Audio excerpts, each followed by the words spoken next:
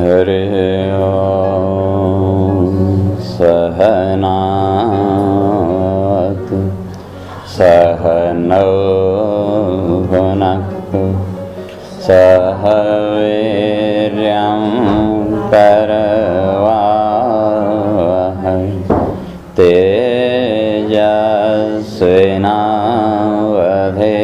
तेजस्विनावधीतमस्तु मा विद्विषावहै। ॐ शान्ति शान्ति शान्ति। शङ्करं शङ्कराचार्यं केशवं बादरायणं सूत्रभाष्यं कृतौ वन्दे भगवन्तौ पुनः पुनः। ईश्वरो गुरुरात्मेति मूर्तिभेदविभागिने व्योमवद्व्याप्तदेहाय दक्षिणामूर्तये नमः। ॐ शान्ति शान्ति शान्ति।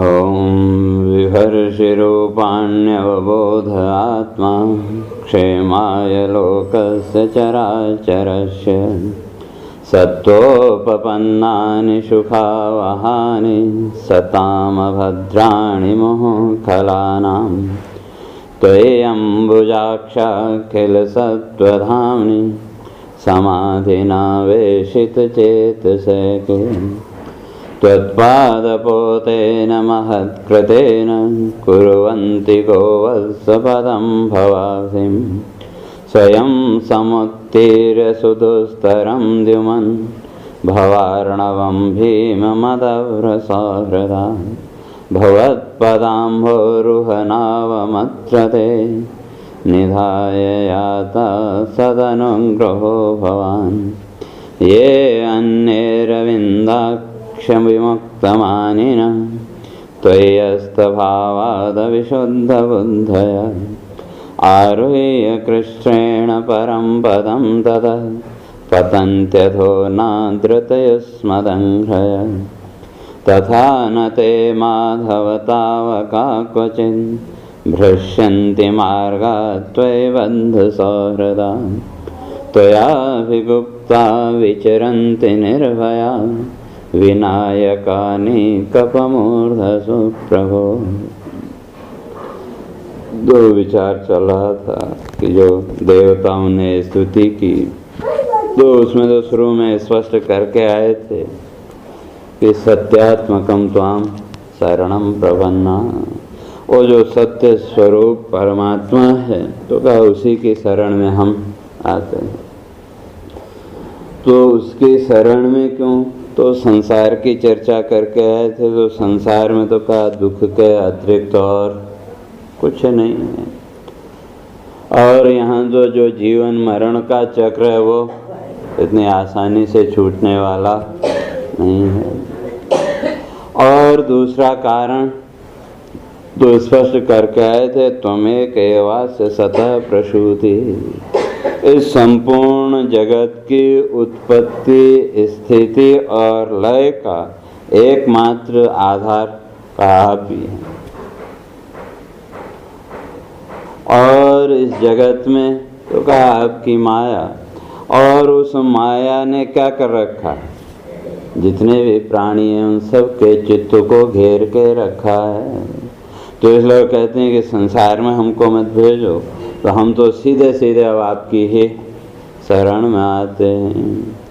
और उस माया के कारण ही उस एक को पश्यन्ति नाना, तो कहा अनेक रूपों में देखते हैं। लेकिन जो विद्वान है न विपश्चिता, कहते हैं जो विद्वान है वो अनेक रूप नहीं देखते, केवल जिनका चित्त माया से घिरा हुआ। और ये जितने भी रूप हैं, तो जो भी इनको मानते हैं कहते हैं वो तो निराधार तो नहीं है। तो इतने रूपों को धारण करने का उद्देश्य क्या, तो तब स्पष्ट किया था कि विभर्षि रूपाणि अवबोध आत्मा। तो ये जितने भी भगवान ने रूप धारण किए, इस सब के पीछे एकमात्र उद्देश्य अवबोध आत्मा, उस आत्म तत्व का बोध कराना। और रूप कितने, तो कल चर्चा किए थे कि अगर पद्म पुराण के अनुसार देखें तो 33 करोड़ जो हमारे यहाँ देवी देवता मानते हैं, तो वो सब भी क्या हैं, उसी के रूप। क्योंकि जितने भी देवी देवता हैं, जिस किसी की भी आप आराधना करते हैं, पूजा करते हैं, तो उस समय आपका जो ध्यान है, आपकी जो दृष्टि है, वो कहाँ होती, जिसका वो रूप है। जैसे मंदिर में गए तो मंदिर में मूर्तियां अनेक हैं, रूप अनेक हैं, हम हर एक के सामने सिर झुकाते हैं, नमस्कार करते हैं, लेकिन फिर भी जो ध्यान है, जो दृष्टि है, वो उसी एक तत्व पर। अनेक रूपों में देखते हुए भी हम किसको देखते हैं, एक को। तो इसलिए हमारे यहाँ जो अनेकता में एकता और एक में अनेकता है, वो इसी सिद्धांत कि इन मूर्तियों के अंदर मूर्तियां हमने अलग अलग देखी, उसके रूप में जो भी देव देवता हैं उसको भी देखा, ये तो अनेक हैं, लेकिन हर एक के माध्यम से दृष्टि कहाँ पहुंची, उसी एक तत्व पर। अब चाहे उसे आप भगवान कहो, ईश्वर कहो, परमात्मा को, जो भी शब्द अच्छा लगे वो कहो, उसमें कोई वो नहीं, लेकिन तत्व तो एक। तो फिर इतने नाना रूप क्यों, तो कल स्पष्ट करके आए थे वहाँ गोपी गीत में स्पष्ट किया सुखदेव जी ने कि ये इतने रूप क्यों, तो स्पष्ट किया था अनुग्रहाय भूतानाम, ये जो प्राणी हैं न, प्राणियों के ऊपर अनुग्रह करने के लिए। और फिर जितने भी ये रूप हैं, या अगर अवतारों की बात करें तो कितने अवतार, 24 तो मान्य हैं, लेकिन हर अवतार में भगवान की जो लीला वो अलग अलग रहेगी। तो कोई आपसे प्रश्न करे कि वे जब भगवान के अवतार हैं तो फिर हमेशा एक जैसा होना चाहिए, तो उसका समाधान करके आए थे भजते तादृशीम की क्रीडाम। कहते हैं उस समय जैसी आवश्यकता हो तो उसके अनुसार वो क्रीड़ा करते हैं। और यहाँ अवतार लेने का जो उद्देश्य है वो भी क्या है, तो स्पष्ट किया क्रीडने नेह देह भाग। कहते हैं शरीर में वो जो प्रकट हुए तो वो किसके लिए, कहते हैं केवल क्रीड़ा मात्र के लिए। और कल चर्चा किए थे अगर हम जीवन का विचार करके देखें, हमारा जीवन भी एक क्रीड़ा के अतिरिक्त और क्या है तो क्रीड़ा। क्रीड़ा कहो, खेल कहो, नाटक कहो, लेकिन अंतर इतना ही है कि भगवान की जो क्रीड़ा है, भगवान का जो खेल है, वो लोक के कल्याण के लिए, और हम लोगों का जो खेल है अपनी स्वार्थ की पूर्ति के लिए। और अगर ईमानदारी से विचार करें तो बचपन से लेकर के आज तक जितना जीवन बीत गया, इस पूरे जीवन में हम नाटक के अतिरिक्त और क्या करते रहे, कभी सुखी होने का नाटक, कभी दुखी होने का नाटक, कभी हंसने का और कभी रोने का। जो जीवन बीत गया उसका विचार करके देखें तो ये। और जैसे नाटक आपने देखा तो पूरा नाटक आपको याद रहे ऐसा तो कभी संभव नहीं। तो कुछ कुछ घटनाएं याद रहती हैं। तो उसी तरह से जो जीवन बीत गया उस पूरे जीवन की स्मृति है क्या? कुछ अच्छी घटनाएं और कुछ बुरी घटनाएं, दोनों घटनाएं याद हैं। और उन घटनाओं को देख करके आज अपनी मूर्खता पे भी हम हंसते हैं कि नहीं, कि हमने ऐसा किया, ये किया, वो क्या, जो भी है। तो इस दृष्टि से अगर विचार करके देखें तो सारा जीवन एक नाटक। तो इसलिए अनेक रूप धारण किए, किसके लिए? कहते हैं अनुग्रहाय भूतानाम। और यहाँ सुखदेव जी स्पष्ट कर रहे हैं कि ये जितने भी रूप हैं वो किस लिए धारण किए, जो देवता कह रहे हैं। वो कहते हैं कि क्षेमाय लोकस्य चराचरस्य। ये जो लोक, तो लोक का अर्थ वैसे आप लोग जानते हैं, लोक कहते कर्म फल भुज्यते यस्मिन्। जहाँ आकर के आप देखते हैं, लोग कहते हैं, अब लोग कहते हैं, आप कुछ देखते हैं, समझते हैं, और उसके साथ साथ का कर्म फल भुज्यते, जहाँ आकर के आप कर्म के फल का भोग पूरा करते हैं। और उस कर्म फल भोग के लिए शरीर चाहिए, क्योंकि शरीर का लक्षण ही किया कि भोगायतनम शरीरम। भोग का आयतन, आयतन माने घर। तो जितने भी ये भोग हैं किससे संबंधित? शरीर से संबंधित। लेकिन शरीर के साथ तादात्म्य के कारण हम उसको अपना मान लेते हैं, बस इतना ही है। तो कहने का अर्थ लोक माने शरीर, सीधे सीधे अर्थ करें। और वैसे वो लोग भी करें, वे पाताल, पृथ्वी, स्वर्ग आदि वो लोक अर्थ भी करें तो उसमें भी कोई दोष नहीं है। लेकिन जो व्याकरण की दृष्टि से अर्थ निकलता है तो लोकः शरीरः, लोक का अर्थ शरीर। तो अब यहाँ लोकाय, लोकस्य कहें इस लोक का कल्याण के लिए, अर्थात जीव मात्र के कल्याण के लिए। देवता कहते हैं आप नाना रूपों को धारण करते हैं। और वहाँ कल स्पष्ट किया था, तो हर एक शरीर के अंदर वो किस रूप में बैठा है? तो स्पष्ट किया था, यो अंतश्चरत ईशो अध्यक्ष क्रीजने नेहते भाग। यो अंतश्चरति, जो प्रत्येक प्राणी के अंदर व्याप्त है। और उसका उदाहरण भी कल दिया था मोबाइल का, कि जो मोबाइल का सिग्नल है हर एक मोबाइल में समान रूप से है कि नहीं? अगर 10 मोबाइल आपने और ज़्यादा भी रख दिए तो उनको भी वही सिग्नल बराबर मिला। और अगर 10 हटा दो तो पहले वाले में कोई कम ज़्यादा भी होने वाला नहीं है। तो उसी तरह से जितने भी प्राणी हैं तो का हर एक के अंदर वही तत्व व्याप्त। तो इसलिए कहते हैं कि वे इन सब के कल्याण के लिए।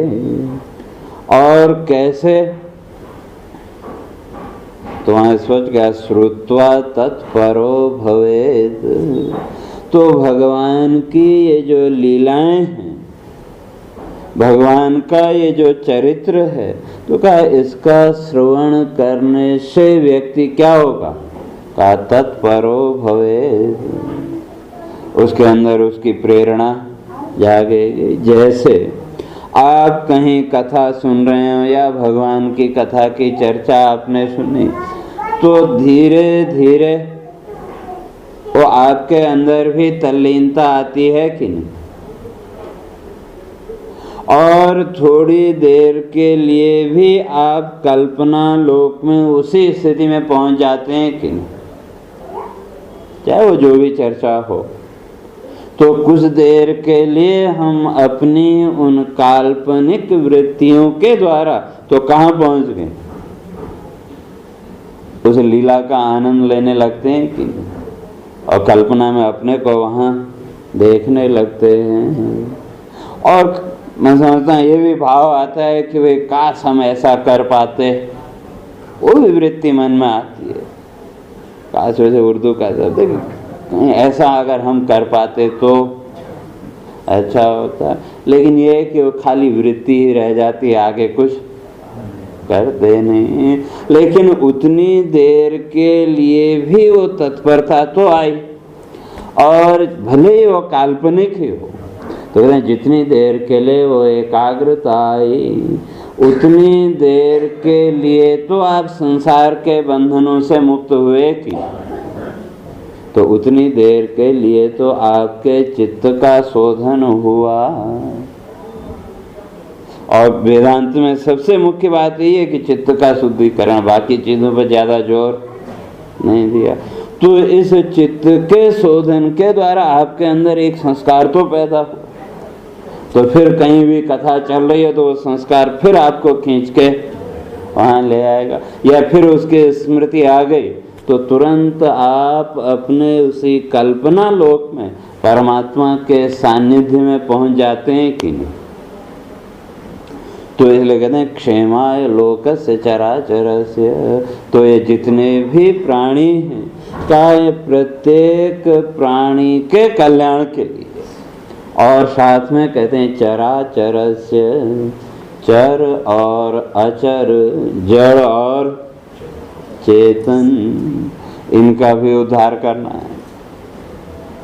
तो इन रूपों को धारण करने का उद्देश्य कि संपूर्ण ब्रह्मांड का शुद्धिकरण। और जहाँ तक रूपों की बात है तो कितने रूप, 9 रूप शास्त्रकारों ने माने, जो अलग अलग हो मानते हैं। तो कहते हैं कि वे सब हैं, अलग अलग हैं, योगी आदि वो सब हैं, तो अपने अपने अनुसार वो उस परमात्मा के रूपों को मानते हैं। तो इसलिए शास्त्रकारों ने 9 रूपों को मान्यता दी है। वैसे तो बहुत से रूप हैं, लेकिन मुख्य रूप से जो ज्ञानियों का पक्ष है वहाँ 9 रूपों को। तो जो योगी लोग हैं कहते हैं ज्योति रूपम सनातनम, और उस ज्योति की चर्चा वहाँ छांदोग्य उपनिषद में वो आती है। तो जो योगी लोग हैं वो उस परमात्मा को, उस तत्व को किस रूप में मानते हैं? तो कहा ज्योति रूपम सनातनम, प्रकाश रूप। और कैसा? तो कहा सनातन। सनातन का अर्थ वही शाश्वत, जिसकी स्थिति में कभी कोई अंतर नहीं आए। और हर कोई तो योगी हो नहीं सकता। और जो भक्त लोग हैं उनकी दृष्टि में जो रूप है वो कैसा है? कहते हैं नित्यम वदंति भक्ता, कि जो भक्त हैं वो उसी परमात्मा को नित्य रूप में स्वीकार करते हैं, नित्य है, शाश्वत है, अर्थ वही है। और वेदा सत्यम, जो वेद हैं तो वेदों की दृष्टि में वो जो परमात्मा है उसका जो रूप है वो कैसा है? तो कहा सत्यम।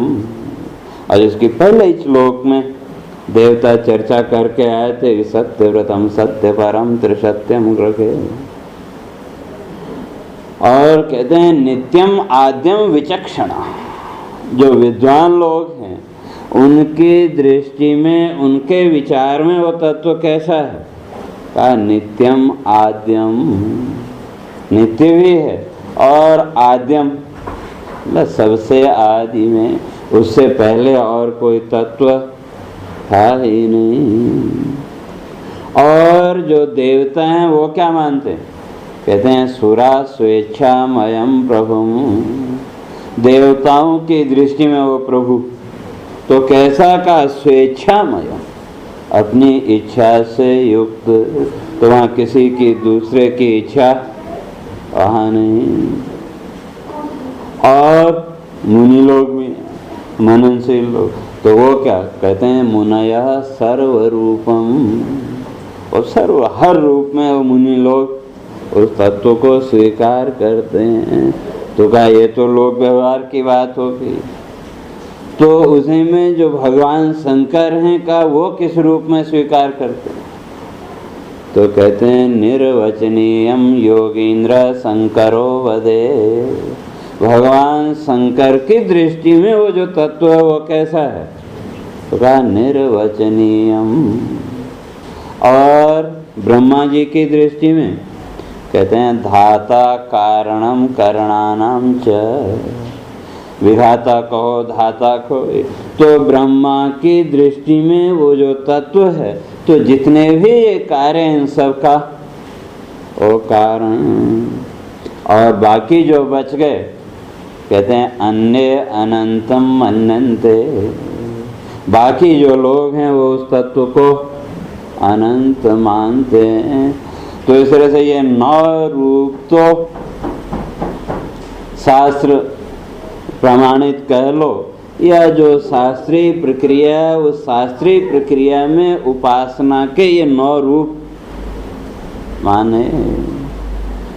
और उसके अलावा जितने भी रूप हैं वो तो हैं, तो लोक व्यवहार में तो उन रूपों को देखते हैं। लेकिन ये रूपों का उद्देश्य कहते हैं चराचरस्य क्षेमाय। इस चर और अचर इसका क्या करने के लिए? उद्धार करने के लिए, कल्याण करने के लिए। और वो जो उद्धार की वृत्ति है भागवत में स्पष्ट है, दूसरे ग्रंथों में उतना स्पष्ट नहीं किया। तो कथा आप लोगों को सबको मालूम है।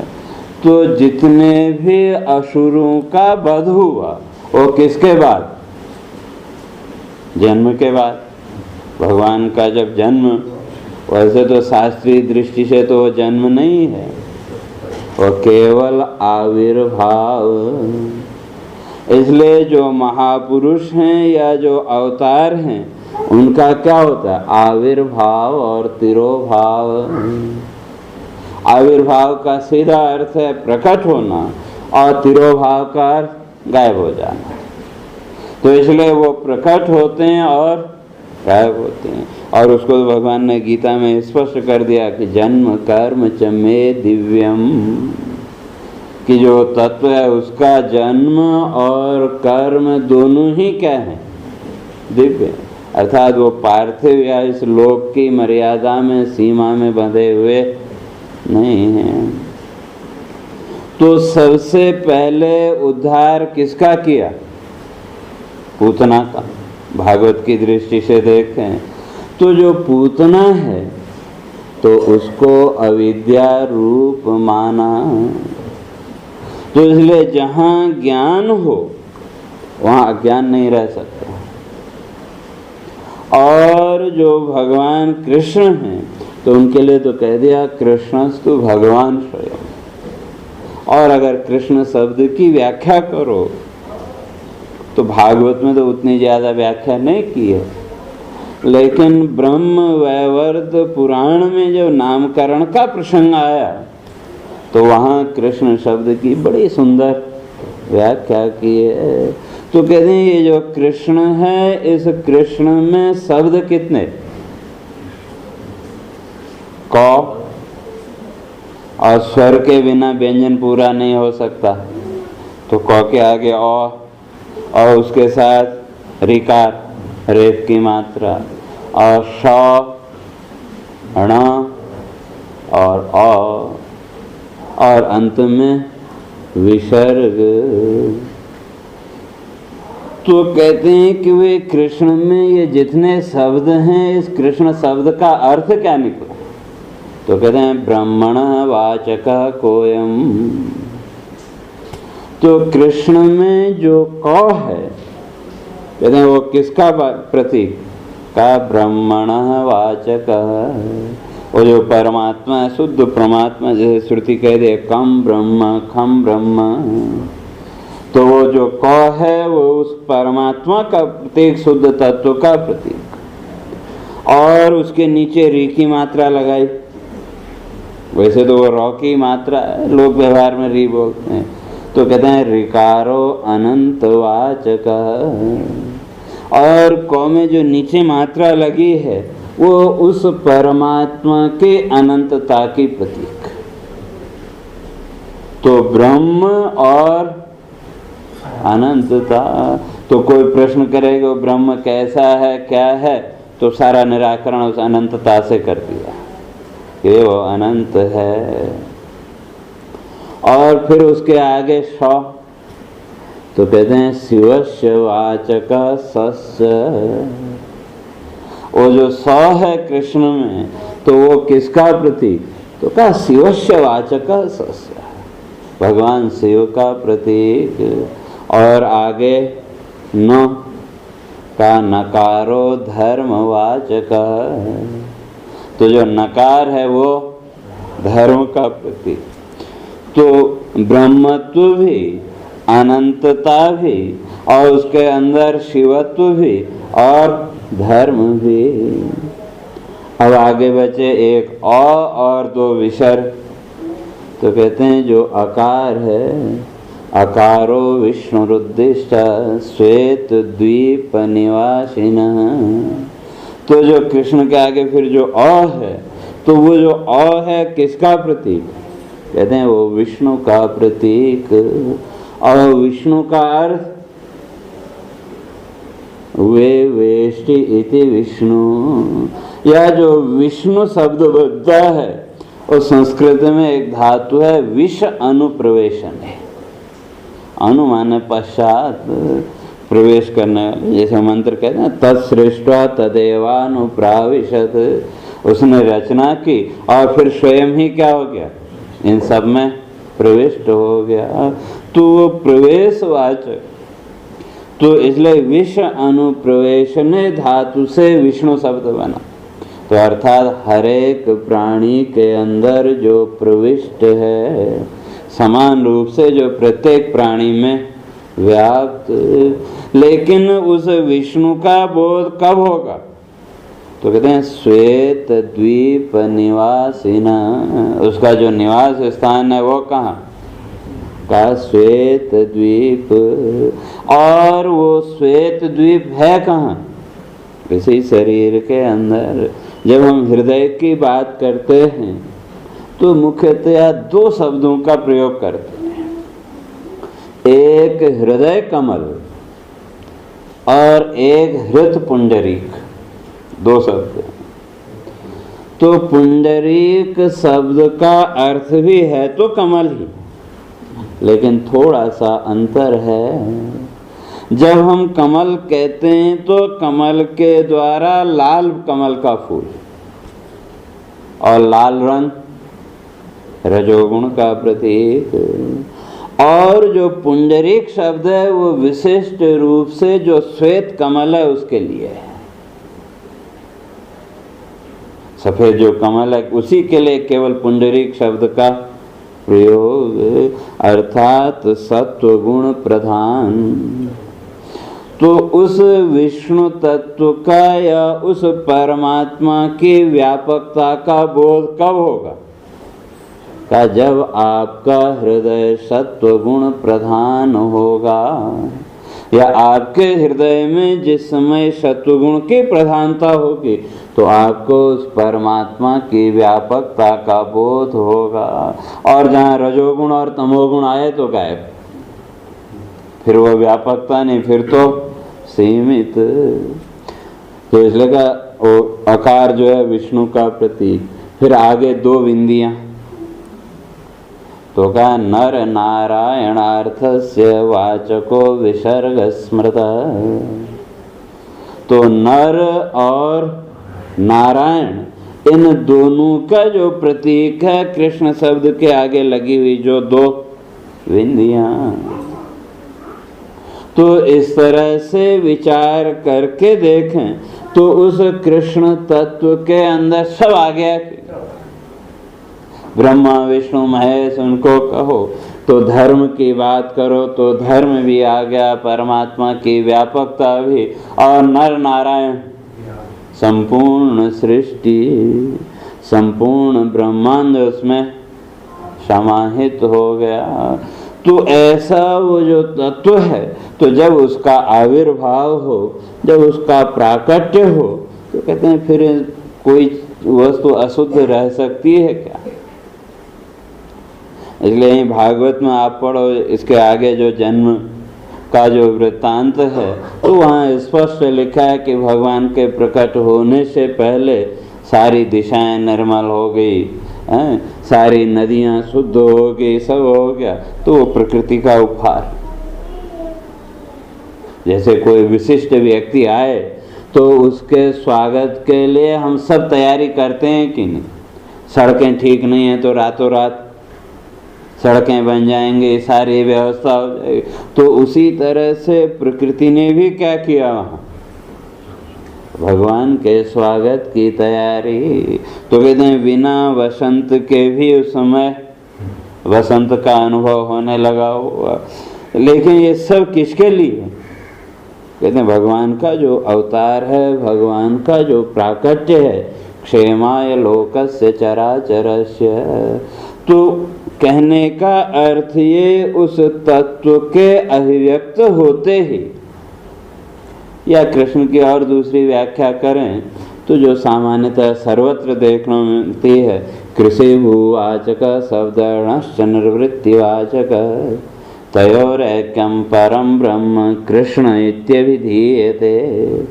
तो यहाँ पे दो भाग कर दे, कृष और ण।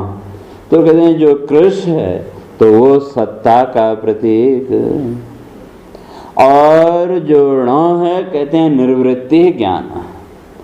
तो अब इन दो शब्दों को लेकर के अगर विचार करें तो कहते हैं तयो ऐक्यम, इन दोनों का जो एक है तो वही क्या है? वही कृष्ण, अर्थात ज्ञान रूपात्मक सत्ता। ज्ञान रूपात्मक जो सत्ता है, उसी सत्ता का नाम कृष्ण। कृष्ण का अर्थ वो मूर्ति आकार हो नहीं, बल्कि ज्ञान रूपात्मक सत्ता। और वो ज्ञान रूप सत्ता हर एक प्राणी के अंदर है कि नहीं? अपने को जानने के लिए मैं हूँ या नहीं हूँ, ये निश्चय करने के लिए आपको किसी साधन की आवश्यकता पड़ती है क्या? दूसरे को जानना और समझना उसके लिए आपको चाहिए, लेकिन स्वयं के लिए किसी की नहीं। तो ये ज्ञान कहाँ है? अपने अंदर, और साथ ही साथ वो अस्तित्व भी है कि नहीं? तो इस दृष्टि से देखो तो फिर कृष्ण कहाँ नहीं है? केवल मनुष्य में ही नहीं, पशु पक्षी आदि जितने भी जीव इस ब्रह्मांड के अंदर हैं, हर एक के अंदर वो ज्ञान रूपात्मक सत्ता है कि नहीं? तो जब वही सत्ता सर्वत्र है तो फिर कहाँ ढूंढने जाएंगे? लेकिन महत्वपूर्ण है उसकी अभिव्यक्ति है तो सही, लेकिन जब तक उस तत्व का बोध नहीं होगा तो तब तक कुछ होने वाला। लेकिन जैसे उस तत्व का बोध हुआ, आपके अंदर ज्ञान प्रकट हुआ, तो सबसे पहले किसका नाश? कहते हैं अविद्या, अज्ञान का। और इसीलिए यहाँ कथा में वही क्रम है कि सबसे पहले अज्ञान रूप पूतना। और पूतना क्या है? राक्षसी है। वैसे तो कथा आती है कि वो बलि की पुत्री वामनावतार में जब भगवान राजा बलि के यहाँ पहुँचे, किस रूप में? वामन रूप में। तो राजा बलि की जो पुत्री थी उसने देखा बड़े सुंदर सुकोमल रूप को, तो अंदर भाव आया कि ऐसा ही पुत्र मेरा भी हो। तो भगवान ने कह दिया तथास्तु। और उसके बाद फिर जब 3 पैर में उसकी सारी संपत्ति ले ली, तो कहते हैं उस समय उसके अंदर भाव आया कि ऐसा पुत्र होना से तो न होना अच्छा है, और अगर ऐसा पुत्र हो भी जाए तो उसको जहर दे देना चाहिए। तो भगवान ने कहा तथास्तु। तो कहते हैं कि वही जो है तो राजा बलि की जो पुत्री थी यहाँ पूतना के रूप में, और तो भगवान ने वरदान दिया है, पूरा तो करना पड़ेगा। और ये तो हो गई कथा। और दूसरी तरफ देखें, ये जो त्रिगुणात्मिका जो प्रकृति है, इस प्रकृति का अगर विचार करके देखें तो आज तक इस प्रकृति से जहर के अतिरिक्त और क्या मिला? ठीक है, भले हम उसको कुछ भी समझते हों, जो भी जीवन का सुख दुख है वो क्या है? ठीक है, भले सुख को हम स्वीकार करते हैं, लेकिन दुख को तो जहर की तरह मानते हैं कि नहीं? वो आ गया वो बात अलग है, लेकिन अब आ गया तो उसको निभाना भी पड़ेगा। लेकिन जिसे हम सुख कहते हैं वो भी तो सर्वम दुखम विवेकिना, कहते हैं विचारशील व्यक्ति की दृष्टि में तो वो दुख ही है। तो उस दृष्टि से देखें तो ये जो प्रकृति का बंधन है तो बंधन ही। और कोई आपको जबरदस्ती किसी घेरे में बांध के रखे तो वो आपको कैसा लगेगा? वो कुछ समय निकालना भी मुश्किल पड़ता है, क्योंकि जहर पीने से भी उतनी पीड़ा नहीं होगी, लेकिन जितना कष्ट उस समय होता है। लेकिन फिर भी हम इस प्रकृति के जहर को चुपचाप पीते रहते हैं कि नहीं? लेकिन देखें तो वही तो सबसे पहले किसका नाश? प्रकृति का कहो, अविद्या का कहो, तो उसकी निवृत्ति आवश्यक। तो इसलिए जब पूतना आई तो शास्त्रकार कहते हैं कि उस समय भगवान ने अपनी आंखें बंद कर दी। तो क्यों बंद की? तो उसके ऊपर जो आचार्य लोग हैं उन्होंने कल्पना की है कि भाई ये जब अविद्या है तो पहली बात तो तेज के सामने टिक नहीं सकती, कि अगर उस पर भगवान की दृष्टि पड़ गई तो दृष्टि पड़ते ही वो भस्म हो जाएगी। और दृष्टि पड़ते ही अगर भस्म हो गई तो भगवान ने जो वरदान दिए थे उसका क्या होगा? एक तो कि ऐसा ही पुत्र होना चाहिए, वो भी वरदान दिया, और दूसरा उसने कहा जहर दे देना चाहिए, तो वो भी भगवान ने स्वीकार किया। एक तो ये कल्पना करते हैं, और दूसरा कहते हैं कि जब अविद्या है तो उसको फिर देखना ही क्या है? उसकी ओर देखना उचित नहीं। तो इसलिए भी भगवान ने आंखें बंद कर ली। और जब पूतना ने गोद में उठाया तो जब दूध पिलाने लगी तो कहते हैं उस स्तन को मुंह में लेते ही भगवान ने क्या किया? उस दूध के साथ उसके प्राणों को भी खींचना शुरू कर दिया। तो तब वो चिल्लाने लगे कि मुंच मुंच अलम इति, कह रहे अब तो छोड़, अब तो छोड़। तो बहुत चिल्लाने लगी और करने लगी। तो उस समय कहते हैं विवृत नेत्रो भुजौ च बाहु, कहते हैं उस पीड़ा के कारण उसके जो आंखें थी वो बाहर को निकल आई, हाथ पैर सब उसके एकदम और ढीले पड़ गए। और पीड़ा कैसी हुई? कहते हैं जैसे अंत से निष्पीड्य मानो कोई निचोड़ के और निकाल दे, जबरदस्ती ये खींचना। या कई बार होता है आप रास्ते में जा रहे हैं, कीचड़ में पैर फंस गया, वो तो उतना ज़्यादा हो नहीं, लेकिन थोड़ा भी फंस गया तो कितना जोर लगाना पड़ता है। तो कहते हैं उसी तरह से निष्पीड्य मानम अंतः मर्मणि, तो उसको ऐसा लगा कि जैसे अंदर से कोई निचोड़ के उसके प्राणों को निकाल रहा है, और मर गई। लेकिन उस समय सुखदेव जी कहते हैं कि भगवान ने क्या उत्तर दिया उसको? सुखदेव जी ने कहा, वो कहते हैं कृष्ण की ओर से वहाँ लिखा है भागवत में, वो कहते हैं स्तन्य धनस्य स्तन्य एव जीविका, कहते हैं जो छोटा बालक है, छोटे बच्चे का जो जीवन है वो किस पर टिका हुआ है? माँ के दूध पर। बाकी कोई दूसरा आहार उसके लिए नहीं है। हाँ, फिर 6-7 महीने के बाद भले फिर आप उसको वो अन्नप्राशन आदि की विधि है, वो करने के बाद फिर दूसरी चीजें उसको खिलाते रहो, लेकिन तब तक उसका जो जीवन है वो क्या है, केवल माँ का दूध। तो वहाँ सुखदेव जी लिखते हैं कि भगवान उसको क्या कह रहे हैं, क्यों जो बच्चे हैं, बच्चे तो दूध पिएंगे, क्यों उनका जीवन का आधार ही वही है। और कहते हैं मैंने तो बुलाया नहीं,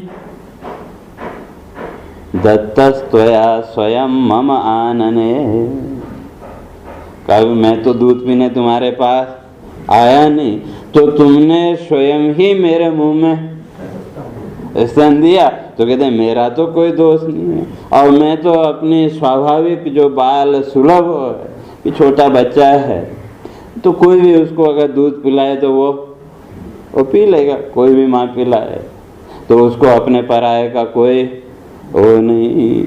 तो इसलिए कहते हैं कि वे तुमने स्वयं च दत्त मम आनने, का मेरे मुंह में तो तुमने स्वयं ही दिया, और मया च पीता, और तुमने पिलाया और मैंने पिया। अब मेरे दूध पीने से तुम्हारे प्राण निकल रहे हो, तो कहते हैं इसमें मेरा क्या दोष है, मेरा तो कोई दोष नहीं है। इसलिए कहते हैं मया च पीतः म्रियते यदि त्वया, मेरे दूध पीने से अगर तुम मर रहे हो तो क्या इसमें मेरा कोई दोष नहीं है। कहते हैं अगर दोष है तो कहते हैं स्वयमेव कथ्यताम्, तुम अपने आप बताओ कि मैंने तो बुलाया नहीं, तुम सब अपने आप दूध पिलाने के लिए आए और मैंने पिया।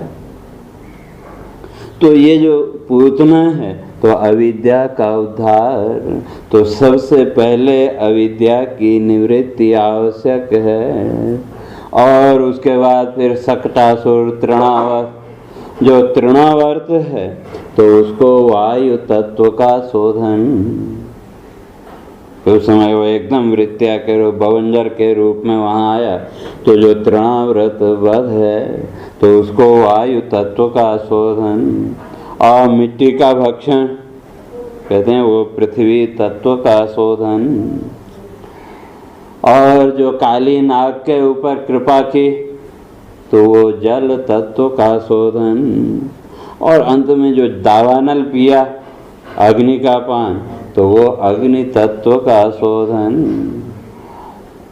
और इसी तरह से ब्रह्मा जी आदि का जो अहंकार नष्ट किया तो कहते हैं वो अहम तत्व का शोधन। ज्ञान होने पर भी जो योग दर्शन करने को कहा ना अभिनिवेश अहम तत्व, तो उस तत्व का शोधन। यमला अर्जुन आदि हैं तो वो माया की वृत्तियाँ, आवरण और विक्षेप, तो इस तरह से उन सब का विचार करते जाओ तो एक एक तत्व का भगवान ने क्या किया, शोधन। क्यों, जब तक इन तत्वों का शुद्धिकरण नहीं करें तो तब तक लीला में आनंद नहीं आ सकता। वास्तविक लीला तो फिर उसके बाद शुरू हुई भगवान की, लेकिन पहले भी लीला करते रहे, लेकिन लीला करते करते इन तत्वों का शुद्धिकरण आवश्यक है। स्टेज सजाते हैं तो जैसा एक्टर हो उसके अनुसार स्टेज सजाते हैं कि नहीं, तो उसी तरह से जब आप लीला भगवान को करनी है तो उस हिसाब से रंगमंच भी भगवान के आधार पर उतना ही शुद्ध होना चाहिए, तब तो लीला में आनंद आएगा।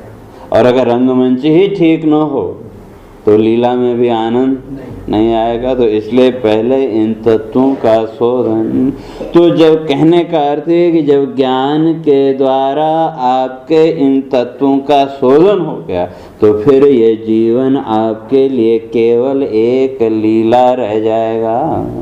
तो फिर आप उस माया के बंधन में नहीं बंधेंगे, तब जाकर के आपको उस परमात्म तत्व का साक्षात्कार होगा। तो किस रूप में, कहते हैं अनेक रूप में। तो ये जो महत्ता है भगवान की, तो कहते हैं ये महत्ता सुख देने वाली भी है, दुख देने वाली भी है। तो अवतार तो उन्होंने लिए किसके लिए, क्षेमाय लोकस्य चराचरस्य, लोक के कल्याण के लिए। लेकिन ये जो अवतार हैं ये कैसे बन गए, तो कहते हैं सत्वोपन्नानि सुखावहानि सताम अभद्राणि मुहुः खलानाम। कहते हैं सत्वोपन्नानि सुखावहानि शताम। जो सज्जन हैं, जो साधक हैं, तो उनके लिए तो ये रूप कैसे हैं? कहते हैं सुखावहानि, सुख देने वाले। क्यों? वो तो इन रूपों का चिंतन करते करते ही परमात्मा में लीन हो जाएगा। क्योंकि जो सात्विक वृत्ति, सताम सत्वगुण युक्ता, सत्वगुण से युक्त, और जहाँ तक भागवत की बात है तो भागवत है किसके लिए? शुरू में मंगलाचरण में उस बात को स्पष्ट किया कि निर्मत्सराणाम सताम। भागवत किसके लिए? तो एक तो कह दिया निर्मत्सराणाम सताम, जो मत्सर आदि दोषों से रहित हैं। मत्सर है ना, ईर्ष्या, राग, द्वेष आदि इन दोषों से जो मुक्त हैं, उनके लिए भागवत। और भागवत का फल क्या है? तो वो भी वहीं कह दिया निर्मत्सराणाम सताम, कि वो जो है तो आपको इन दोषों से मुक्त करती है। राग, द्वेष, ईर्ष्या आदि ये जितने भी दोष हैं, इन दोषों से आपको वो मुक्त करती है। और जो सज्जन पुरुष हैं का वही उसके अधिकारी। तो जो अधिकारी हैं तो कहते हैं वो तो जब उस परमात्मा का चिंतन करेंगे, उनकी लीलाओं का श्रवण करेंगे, तो उनके लिए तो वो जो श्रवण है वो कैसा हो गया? सुखावहानि।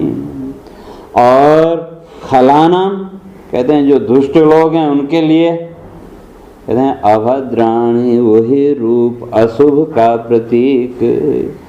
एक शुभ का प्रतीक और एक अशुभ का प्रतीक। और एक ये प्रकृति का नियम है कि जिसकी जैसी प्रकृति होगी वहाँ जाकर के वस्तु भी उसी रूप में प्रकट हो जाएगी।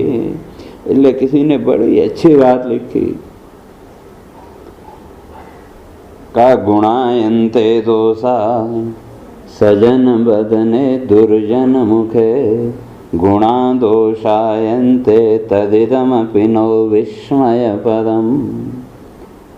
कहते हैं गुणा दोषायन्ते, कहते हैं जो गुण हैं वो भी दोष में बदल जाते हैं। कहाँ? का दुर्जन वदने, जो दुष्ट व्यक्ति है वहाँ अगर गुण भी गए तो वो भी क्या बन जाएंगे? दोष। अर्थात दुष्ट व्यक्ति को गुणों में भी दोष दिखाई देने लगेगा। और गुणायन्ते दोषा, कहाँ का? सुजन बदने। कहते हैं जो सज्जन व्यक्ति है वहाँ जाने पर कहते हैं जो दोष हैं वो भी क्या बन जाते हैं? वो भी गुण। अर्थात जो सज्जन व्यक्ति है वो तो हर जगह गुणों को ढूंढेगा, और जो दुर्जन व्यक्ति है वो हर जगह दोष। और ये वैसे दोनों ही वृत्तियां गलत हैं, चाहे वो गुणों को ढूंढने की प्रवृत्ति हो चाहे दोष ढूंढने की प्रवृत्ति हो। ये दोनों ही वृत्तियां आपके अंदर विक्षेप पैदा करती हैं। किसी भी व्यक्ति के आप चाहे गुण ढूंढें चाहे दोष ढूंढें, विक्षेप तो पैदा करे। लेकिन दोष ढूंढने की वृत्ति में केवल विक्षेप है, लेकिन गुण वाली जो वृत्ति है विक्षेप भी पैदा करेगी, लेकिन उसके साथ साथ आपके अंदर एक श्रद्धा के भाव को भी प्रकट करती है। जब आप गुणों की बात करते हैं, कृष्ण की लीलाओं की ही बात करो, तो जब उन लीलाओं की आप सुनते हैं कभी मन में प्रश्न भी उठता होगा। जो लीलाएं हैं कोई उन लीलाओं के वास्तविक अर्थ को नहीं जानते, इसलिए प्रश्न भी उठते हैं। लेकिन फिर भी श्रद्धा है, तो क्यों? कि हम भगवान के अंदर गुणों को देखते हैं। तो तो जब हम गुणों को देखते हैं तो उस परमात्मा के प्रति श्रद्धा का एक विशेष भाव आपके अंदर से प्रकट होता है कि नहीं? और उस श्रद्धा के भाव में वो दोष भी निवृत्त हो गए। लेकिन जो दोष ढूंढने की प्रवृत्ति है तो क्या वो आपके अंदर श्रद्धा पैदा नहीं कर सकती? आपके अंदर केवल विक्षेप और विद्वेष, ये दो ही। और गुण ढूंढने की वृत्ति विक्षेप तो देगी, लेकिन साथ ही साथ आपके अंदर श्रद्धा भी। क्यों? श्रद्धा का लक्षण ही वही है कि ये जो दोष ढूंढने की जो वृत्ति है, तो कहते हैं इस वृत्ति को दूर करके केवल गुणों को ढूंढने की जो वृत्ति है, उस वृत्ति को अपने अंदर ले आओ तो आपके अपने आप श्रद्धा बनती चली जाएगी। तो जो दोषों को ढूंढने उसका प्रतिबंध करना। तो जो दुर्जन व्यक्ति है तो उसके यहाँ तो अच्छी वस्तु भी उसको बुरी दिखेगी, या सीधे सीधे कहें रजोगुण का अगर प्रभाव ज़्यादा है तो अच्छी वस्तु में भी हमको दोष दिखेगा। और अगर शत्रुगुण बढ़ गया तो उस समय हम दोष में से भी गुण को ढूंढ लेते हैं। तो उदाहरण देते हैं, महामेघोक्षारं पिबति कुरुते वारि मधुरं, फणी क्षीरं पीत्वा वमति गरलं दुस्सहतरं। कहते हैं ये जो बादल है, इस बादल का भोजन क्या है? वही समुद्र का खारा जल। जिस समुद्र के जल को आप जीभ पर लगाओ तो एकदम उल्टी होने को है, लेकिन वो जो बादल है उस बादल को समुद्र के जल के अतिरिक्त और क्या मिला? खारा जल ही मिला। और जब बदले में उसने दिया तो मीठा जल। कहते हैं ये सद्गुणी व्यक्ति की पहचान। मिला उसको केवल नमकीन जल, लेकिन बदले में कुरुते वारि मधुरम। तो ऐसे जल के जिससे सारा संसार तृप्त हो जाए। और कहते हैं दूसरी तरफ सांप है, तो सांप को जितना मीठा दूध पिलाओ तो उसका जहर भी उतना ही भयंकर। भले कितना ही मीठा क्यों न पिलाओ, लेकिन बदले में वो क्या देगा? जहर के अतिरिक्त और कुछ नहीं दे सकता। तो कहते हैं ये सज्जन और दुर्जन व्यक्ति के ये लक्षण कि सज्जन के पास कितना भी दोष से युक्त वस्तु चली जाए तो जब वो वहाँ से वापस आएगी तो गुण से युक्त होकर के आएगी। और गुणी व्यक्ति के पास, दुर्जन व्यक्ति के पास अगर गुण से युक्त वस्तु भी गई तो वो भी वहाँ से दुर्गुण बन के ही बाहर आएगी। तो उसी तरह से परमात्मा का जो दर्शन है उसमें भी वही वृत्ति। उदाहरण के लिए यही देखो, तो जितने भी ऋषि मुनि आदि थे भगवान का दर्शन पाते ही सब क्या हो गए? प्रसन्न। लेकिन कंस की जितनी भी मित्र मंडली थी उसके अंदर तो उसका क्षोभ बढ़ता ही गया। और कंस भी जानता है, लेकिन वहाँ पे कंस को भी की भी भक्ति को स्वीकार किया है, लेकिन वो भक्ति द्वेष रूपा। तो इसलिए जैसे यम यम आप स्मरण भावम, तो कहा जिस जिस भाव से स्मरण करेंगे तो उसी आधार पर भगवान कहते हैं कि मैं उसी रूप में सामने आऊंगा। तो कंस ने भी भक्ति तो की, लेकिन द्वेष भाव से। और कंस या रावण जैसी भक्ति किसी की नहीं। रावण का देखो तांडव स्तोत्र, और भक्तों में तो सर्वश्रेष्ठ है, लेकिन फिर भी हुआ क्या? तो इसलिए स्पष्ट किया कि जो दुर्जन व्यक्ति है उसकी जो भक्ति है वो भी किसके लिए? कहते हैं सर्वनाशाय कल्पते, और सर्वनाश के लिए। और जो सज्जन की भक्ति है कहा जगत कल्याणाय, और जगत के कल्याण के लिए, उदाहरण के देखो भस्मासुर कितनी तपस्या की, लेकिन अंतिम फल क्या मिला? तपस्या की, वरदान भी मिला, लेकिन वही वरदान उसी की मृत्यु का कारण। या उसी तरह से जितने भी इतिहास में ऐसे व्यक्ति हुए, जितने भी असुर हुए, तपस्याएं तो बहुत की और वरदान भी उन्होंने प्राप्त किए, लेकिन वो सारे वरदान उनके लिए अभिशाप बन गए कि नहीं? और इतिहास में देखो जितने भी अच्छे व्यक्ति हुए हैं उनको कहीं न कहीं श्राप मिला। दोनों की तुलना देखो कि जो दुष्ट व्यक्ति हुए हैं उनको वरदान मिले और जो भी अच्छे व्यक्ति हुए हैं उनको कहीं न कहीं श्राप मिला।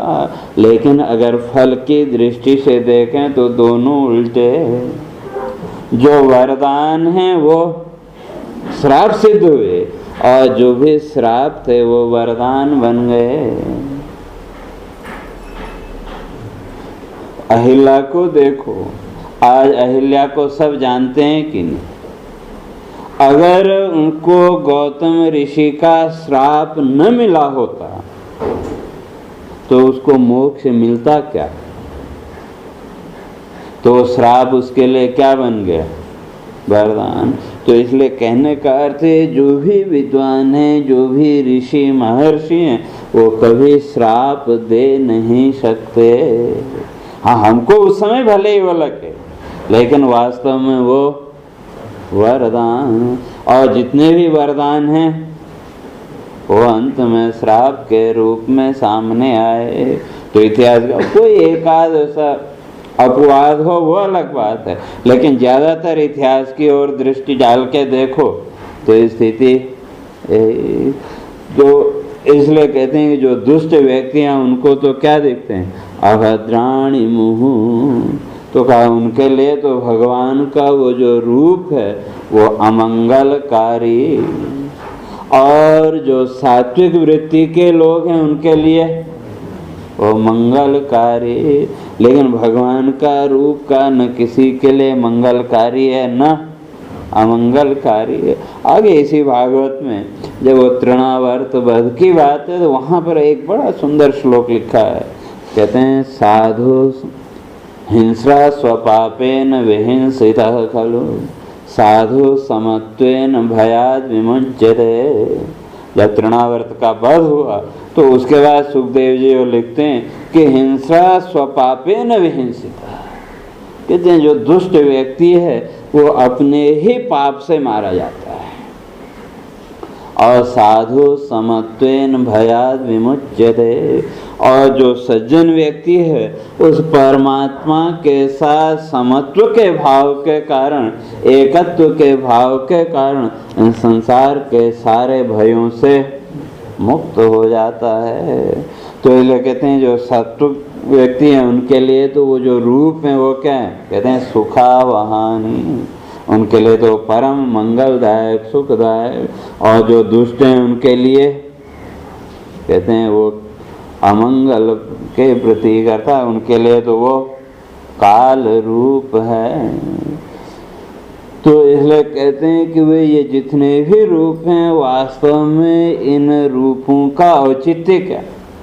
ये जो अवतार लिए इन अवतारों का प्रयोजन क्या? तो वही अनुग्रहाय लोकस्य या अनुग्रहाय भूतानां, इन सारे प्राणियों पर कृपा करने के लिए। अब वो कृपा कैसे करते हैं तो वो आगे अगले श्लोक में और स्पष्ट कर रहे हैं कि त्वयि अम्बुजाक्षा खिल सत्वधामनि।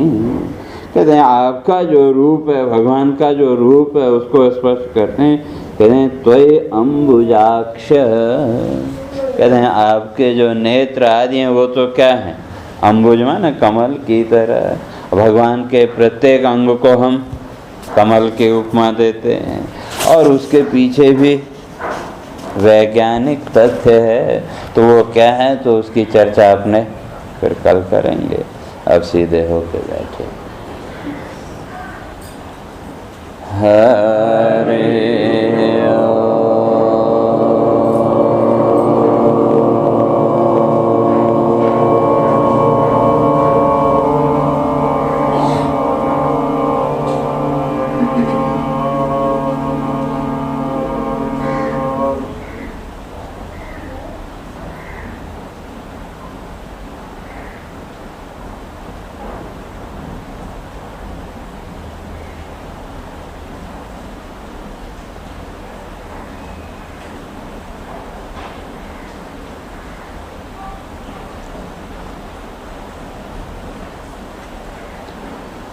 पूर्णमदः पूर्णमिदं पूर्णात् पूर्णमुदच्यते पूर्णस्य पूर्णमादाय पूर्णमेवावशिष्यते।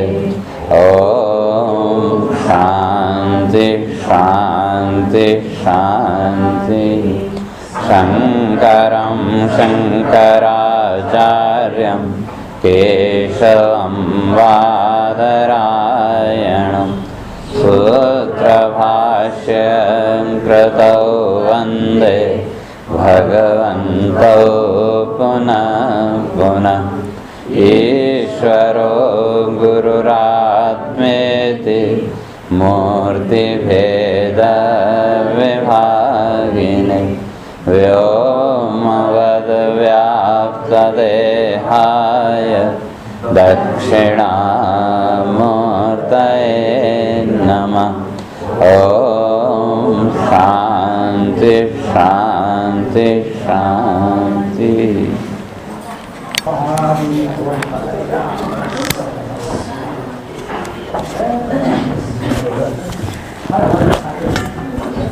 पानी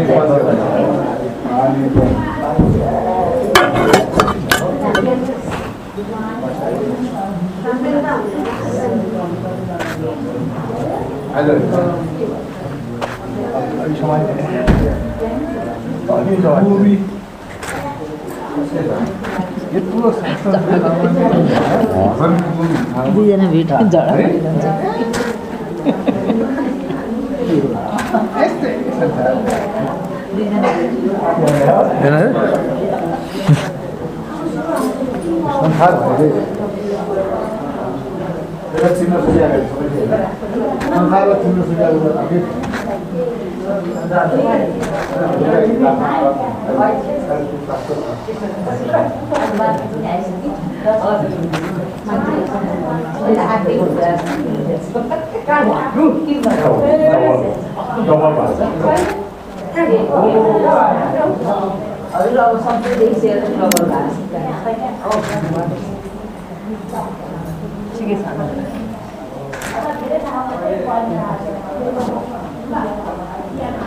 आज पानी आएछ सबैजना यहीँ बसिरहनु त होला नि। कस्तो पानी पऱ्यो एकछिन जान्छौँ फेरि केही छैन माथि थुप्रै बस्छ यहीँ। भाई बनाओ खाओ सो जाओ। सुबह 12 घंटा लगाउँछ नि। सुबह 12 डंडा लगाउँछ नि। नहीं नहीं ऐसा नहीं है। सुबह 12 डर लाग्छ सबैलाई भएर नाच्छ भने